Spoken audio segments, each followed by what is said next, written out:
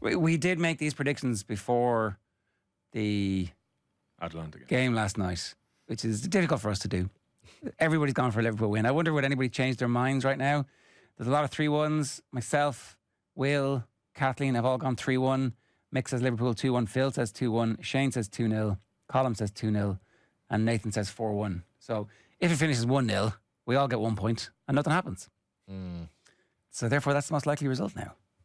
I'm more shaky about the margin, Ger, than I was before last night. So Liverpool have had these kind of nervy fixtures in recent weeks. We remember the Brighton game, even Sheffield United until McAllister scores that cracker. You're thinking maybe they might just get a point out of this. But Liverpool were generally finding answers, going back to that late goal against Nottingham Forest a few weeks back.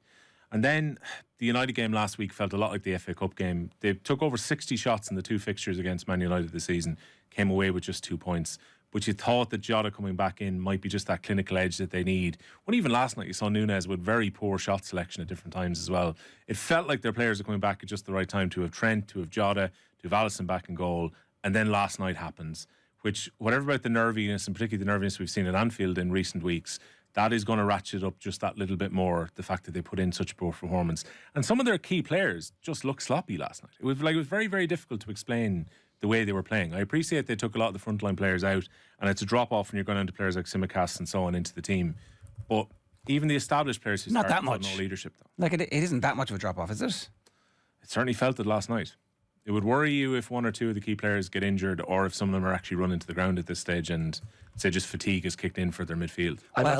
I'm happier by the margin I've picked 2-0 after last night, because I feel like that Liverpool had a bad performance coming over the last number of weeks. They were scraping through games to an extent, but last night I feel could maybe focus the minds a little bit more ahead of this weekend. Sometimes that's what you need in a title race, is a superb performance. They're lucky from a Premier League perspective that it's come in the Europa League, but I think it'll focus minds, and I've been surprised at how many people have totally written Liverpool off at the weekend after last night. I feel like they're the sort of team that I normally wouldn't have made them a complacent team, and I think as well as the tiredness, there was a certain level of complacency, and Klopp did talk about that after the match as well.